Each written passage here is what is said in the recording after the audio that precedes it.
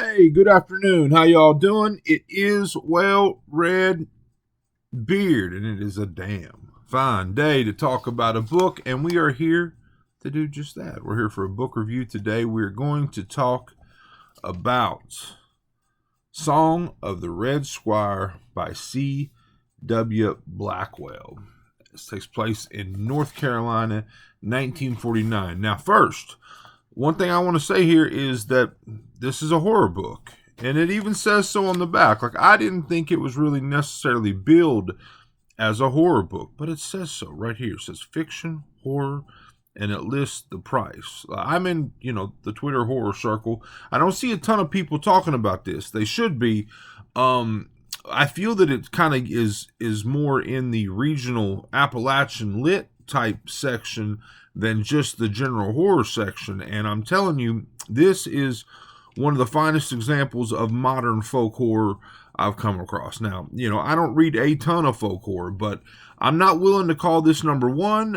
It's tied for number one, I would say that. And for me, and that's with The Balance by Kev Harrison. Those are my two top independent small press folk horror books. They're both shortish novella style length books, and I have loved them both. So I kind of got ahead of myself there.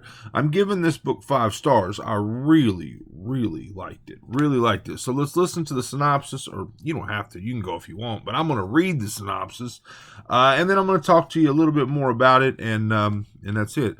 It's a 5-star read for me. So this is North Carolina, 1949, when agricultural inspector Charlie Danwitter is sent on a special assignment to Bucolic, Ashe County.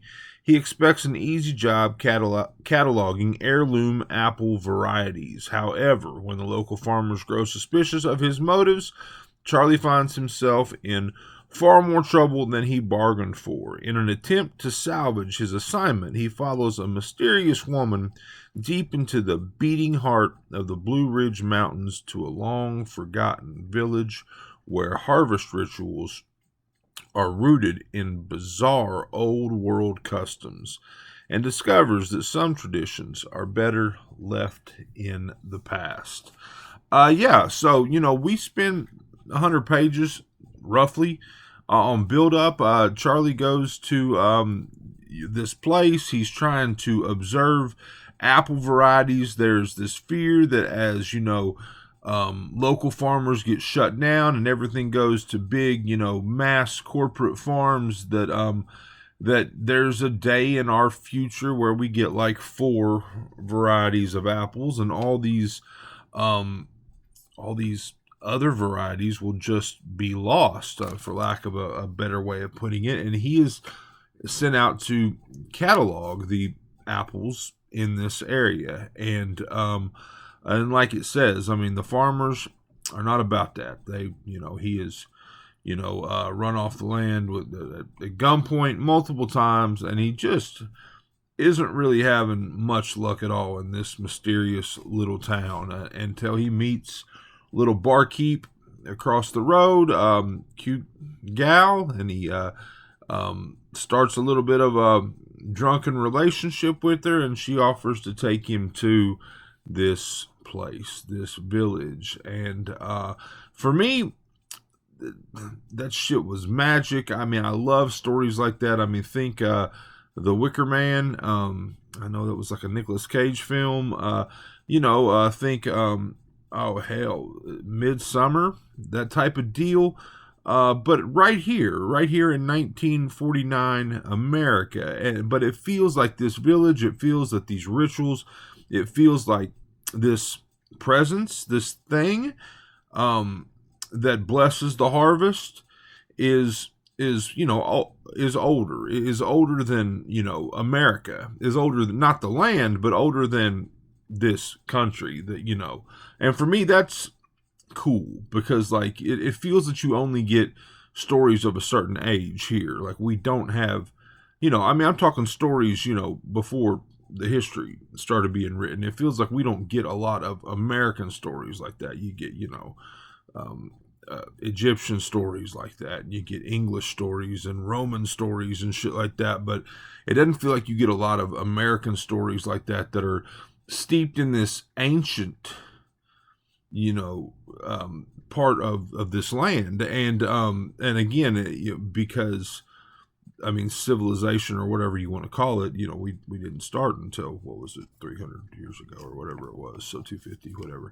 Anyway, but so like I really enjoyed that. I like those types of things. Like I like those types of what are they, like anthropological studies or whatever, that talk about like the I mean, I'm talking, not dinosaurs, but I'm, like the huge mammals and shit that used to live here, like I don't know, gigantic woodchucks. And I'm getting way off track, but I like those old American stories because it's almost like we forget that there was something here before it was called the United States of America. So that was fresh, and it was cool, and it was interesting.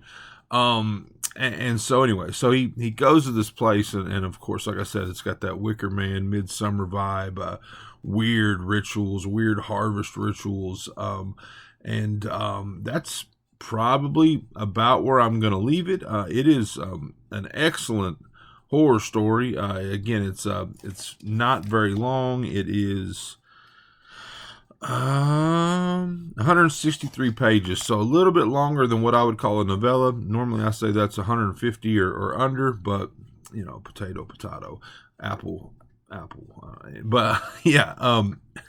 So I'm sorry I got tickled there.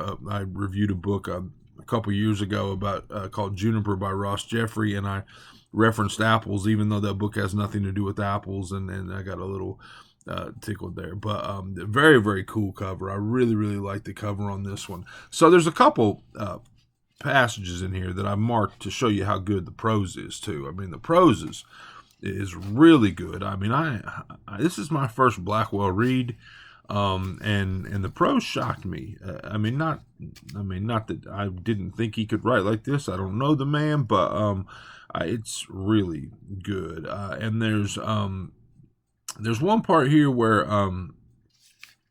he I think it's with Cal. Cal is the female character, and again Charlie is our male character. But she's telling a story about a time she was paid, like when she lived here in this village, they would pay her to go and collect these moths, these apple moths that would that would damage the crop or whatever. And for every one, I think she got like a half penny for every moth. But she was telling a story about how she captured a bunch in a jar and then took them down in the caves and released them. And said, "Did you get into trouble?" Said, "Never laid a hand on me. Cost me 50 cents though." Charlie laughed. "Sounds like money well spent." She wept quietly in the dark. "I didn't mean to tease you," he said. "It's not that. Just hadn't thought about it for a while. Sometimes a memory's got a lot attached to it. Sometimes they got roots connected to other memories. Don't you reckon? Or am I talking crazy?" I love that idea, the idea of memories having other things attached to them, that a happy memory will spark a sad, something sad. Sometimes they got roots connected to other memories. Don't you reckon? I dig that. Now this other passage here, now that's a good little passage, but this other passage is really cool, and it's Charlie's talking to the scrivener of the village, and it's kind of like it felt like he was kind of like the mayor, but I think more of so like the history keeper, like the scribe,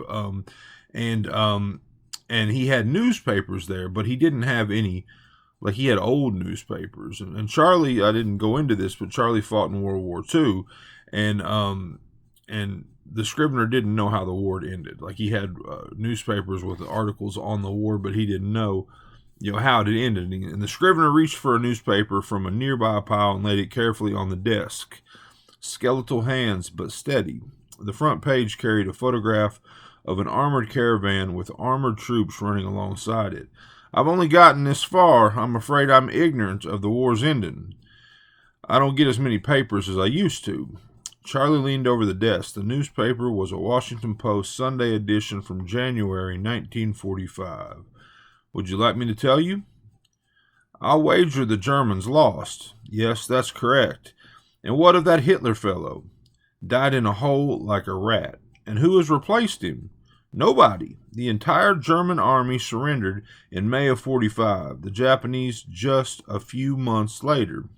I don't mean Germany, against whom are the great forces of virtue now readying themselves. What great evil in the world must now be stopped? Charlie studied the scrivener carefully. He felt he was being led somewhere. Now the West is mostly aligned against communism, he said. Yes, of course it is. And after that, something else. Evil rises, good vanquishes said evil. Evil rises again, the rivers run red, the streets run red. I've lived a long life, and I've read 5,000 books or more, but it wouldn't surprise me if one day the oceans themselves turned red. Is there enough land on earth for all the cemeteries? Perhaps that's why the good Lord gave us such a big planet, so we could have room to bury each other in it. Cool passage. So yeah, top-notch folk horror, in my opinion. I loved it. I thought about 4 stars, but this is a 5-star folk horror. Very, very short novel. For me, again, it's I can't think of an example that I liked this much other than Kev Harrison's The Balance. These are my top 2, 1 and 2, tied for number 1. The song, well, it's not the song, it's Song of the Red Squire by C.W. Blackwell. This is from Nose Touch Press, Well Red Beard. That's my review. I hope you liked it. Liked it. I kind of struggled with the word liked there. I hope you liked it. I hope you're enjoying all your books as much as I am. If not, you're reading the wrong damn books.